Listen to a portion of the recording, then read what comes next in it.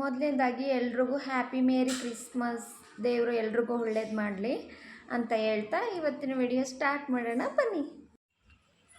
Hi guys, welcome back to Neela YouTube channel. ಎಲ್ಲರೂ ಹೇಗಿದ್ದೀರಾ?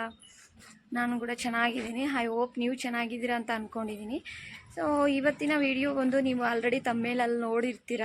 ಹೌದು, ಈ ಒಂದು ವಿಡಿಯೋನ ತುಂಬ ಸ್ವೀಟ್ ಆ್ಯಂಡ್ ಶಾರ್ಟಾಗಿ ಮುಗಿಸ್ಬಿಡ್ತೀನಿ.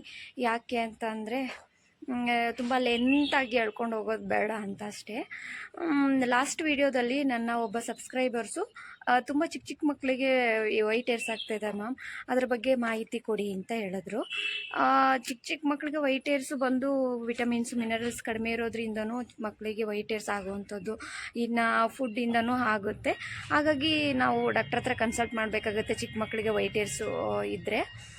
ಇನ್ನು 18+ ಇರೋರು ನಾನು ಹೇಳುವಂಥ ಹೋಮ್ ರೆಮಿಡಿನ ಉಪಯೋಗಿಸ್ಕೊಂಡು ನಮ್ಮ ಕೂದಲನ್ನು ಕಪ್ಪಾಗಿಸ್ಕೋಬೋದು. ಅದು 4 ಕಿಚನ್ ಇಂಗ್ರೀಡಿಯೆಂಟ್ಸ್ನ ಉಪಯೋಗಿಸ್ಕೋಬೋದು. ಏನೇನು ಅಂತಂದರೆ ಅಗಸೆ ಬೀಜ, ನಾವು ಆಲ್ರೆಡಿ ಲಾಸ್ಟ್ ವೀಡಿಯೋದಲ್ಲಿ ಅಗಸೆ ಬೀಜನ ಉಪಯೋಗಿಸ್ಕೊಂಡು ನಮ್ಮ ಹೇರ್ನ ಹೇಗೆ ನಾವು ಗ್ರೋ ಮಾಡ್ಕೋಬೋದು ಅನ್ನೋದನ್ನೇ ತಿಳಿಸ್ಕೊಟ್ಟಿದ್ದೀನಿ ಅಲ್ವಾ. ಆ ಅಗಸೆ ಬೀಜ ತುಂಬ ಅಂದರೆ ತುಂಬ ಒಳ್ಳೆಯದು ನಮ್ಮ ಹೇರ್ಗೆ. ಅಗಸೆ ಬೀಜ 3 ಬಾದಾಮು, ಆಮೇಲೆ ಕೊಕೊನಟ್ ಆಯಿಲ್, ಇಷ್ಟು ಇಂಗ್ರೀಡಿಯೆಂಟ್ಸು. ಬನ್ನಿ ಹೇಗೆ ಮಾಡೋದು ಅಂತ ಹೇಳ್ಕೊಡ್ತೀನಿ.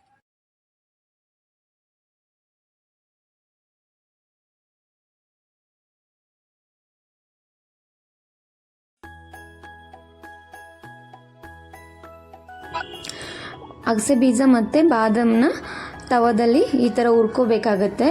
ಸೊ ಅದು ಅಗಸೆ ಬೀಜ ಸಿಡಿತಾ ಇತ್ತು ಪಾಪ್ಕಾರ್ನ್ ಥರ, ಹಾಗಾಗಿ ನಾನು ಮೇಲ್ಗಡೆ ಕ್ಯಾಪ್ ಕ್ಲೋಸ್ ಮಾಡಿದೆ, ಇಲ್ಲಾಂದರೆ ಸಿಡಿದ್ಬಿಟ್ಟು ಕೆಳಗಡೆ ಬಿದ್ದೋಗ್ತಿತ್ತು ಎಲ್ಲನೂ. ಅದು ಸ್ವಲ್ಪ ಕಪ್ಪಾಗೋವರೆಗೂ ಕ್ಯಾಪ್ ಮುಚ್ಚಿದ್ರೆ ಆಮೇಲೆ ಸಿಡಿಯೋದಿಲ್ಲ. ಈ ಥರ ಫುಲ್ಲು ಬ್ರೌನ್ ಆಗುತ್ತೆ. ಆಮೇಲೆ ಅದು ಫುಲ್ಲು ಕರಕಲಾಗಬೇಕು, ಅಲ್ಲಿವರೆಗೂ ಹುರ್ಕೋಬೇಕಾಗತ್ತೆ ಬಾದಾಮು ಮತ್ತು ಅಗಸೆ ಬೀಜನ. ನೋಡಿ ಈ ಥರ ಕಪ್ಪಾಗಬೇಕು. ಇನ್ನು ಬಾದಾಮ್ ಕಪ್ಪಾಗಿಲ್ಲ, ಅದು ಕಪ್ಪಾಗೋವರೆಗೂ ಹುರ್ಕೋಬೇಕಾಗತ್ತೆ.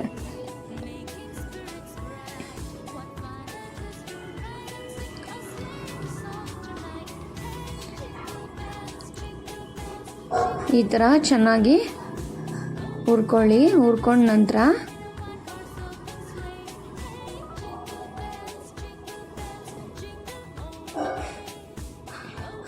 ನೋಡಿ ಹೀಗಾಗಬೇಕು. ಇವಾಗ ತಣ್ಣಗಾಗಕ್ಕೆ ಬಿಟ್ಬಿಡಿ ಒಂದು 5 ನಿಮಿಷ. ಅದು ತಣ್ಣಗಾದ ನಂತರ ಒಂದು ಮಿಕ್ಸಿ ಜಾರಿಗೆ ಹಾಕಿ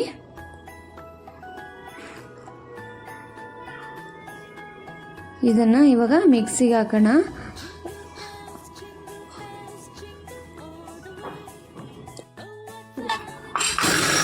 ತುಂಬ ಪೌಡ್ರ್ ಥರ ಆಗಬೇಕು, ಅಲ್ಲಿವರೆಗೂ ಚೆನ್ನಾಗಿ ಮಿಕ್ಸಲ್ಲಿ ರುಬ್ಕೊಳ್ಳಿ. ನೋಡಿ ಇದು ಇನ್ನೂ ರುಬ್ಬಬೇಕಾಗತ್ತೆ. ಇವಾಗ ನೋಡಿ ಚೆನ್ನಾಗಿ ಮಿಕ್ಸ್ ಆಗಿದೆ, ಪೌಡ್ರ್ ಆಗಿದೆ. ಇವಾಗ ಒಂದು ಬೌಲ್ಗೆ ಹಾಕಿ ಆ ಬೌಲ್ಗೆ ನಾನು ವಿಟಮಿನ್ ಇ ಕ್ಯಾಪ್ಸೂಲ್ ಹಾಕ್ತಾಯಿದ್ದೀನಿ. ನಿಮಗೆ ಬೇಕು ಅಂತಂದರೆ ಹಾಕ್ಕೊಳ್ಳಿ, ಇಲ್ಲಾಂದರೆ ಸ್ಕಿಪ್ ಮಾಡಿ. ಅದ ನಂತರ ಕೊಬ್ಬರಿ ಎಣ್ಣೆ ಹಾಕೋತಾ ಇದ್ದೀನಿ. ಕೊಬ್ಬರಿ ಎಣ್ಣೆನ ನಿಮಗೆ ಎಷ್ಟು ಬೇಕೋ ಅಷ್ಟು ಹಾಕ್ಕೊಳ್ಳಿ, ನಿಮಗೆ ಯಾವ ಥರ ಬೇಕೋ ಅಷ್ಟು ಹಾಕ್ಕೊಳ್ಳಿ.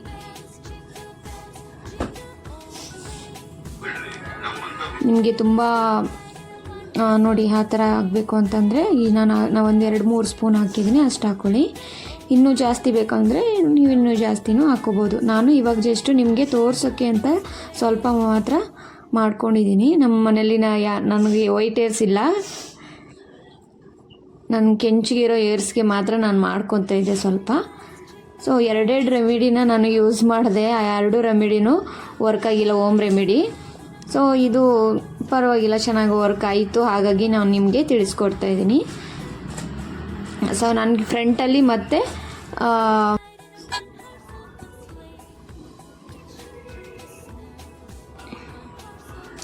ಸ್ವಲ್ಪ ಒಂದು 10-20 ನಿಮಿಷ ಬಿಟ್ಬಿಟ್ಟು ನೀವು ಏರ್ ವಾಶ್ ಮಾಡ್ಕೋಬೋದು.